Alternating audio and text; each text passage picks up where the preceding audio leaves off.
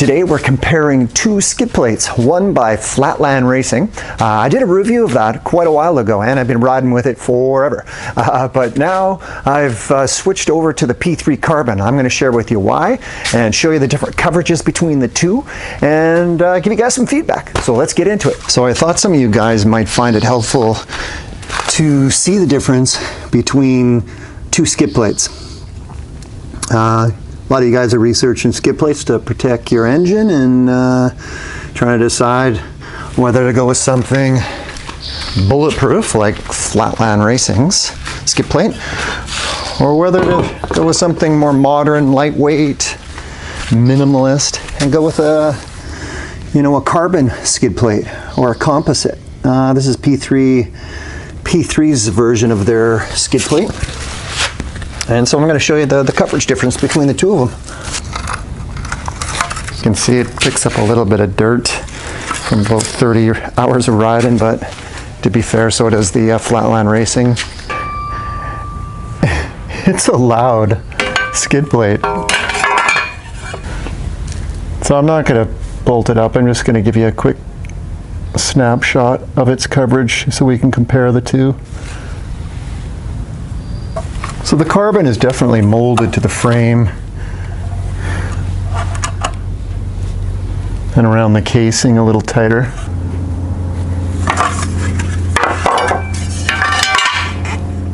Notice that this has quite a bit of venting, probably to cut down on weight, dissipate a little bit of heat, but mostly probably just for weight, but a lot of dirt. Okay, so for all you guys that want to know the weight difference between the two, here's the P3 Carbon. It's just under a pound, 15 ounces.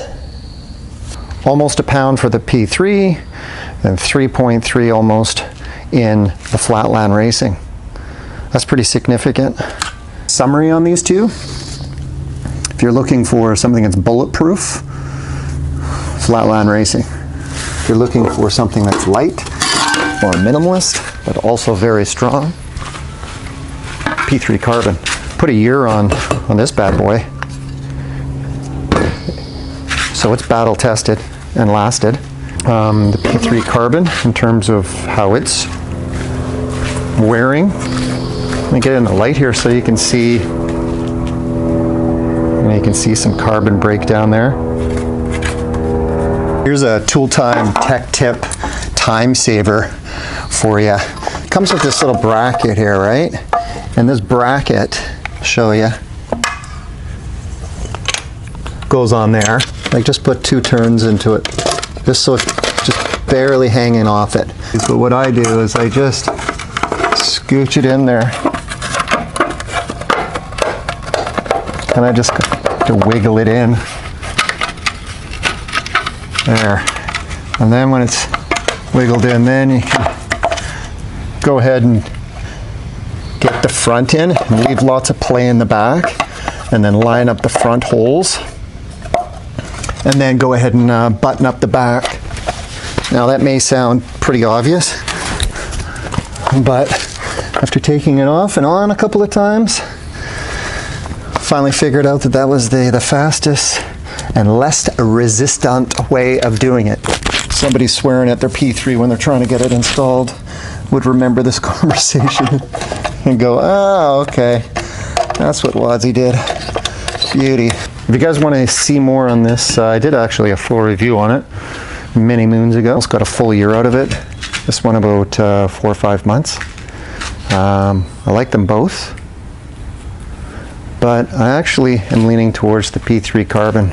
So, at the end, it's going to be up to you guys which one you like better. I'll leave the show notes link for the P3 Carbon down below, and you can check it out. All right, thanks for joining me, and don't forget to subscribe. We'll talk to you guys later. Cheers. This is Coco. Hey, buddy.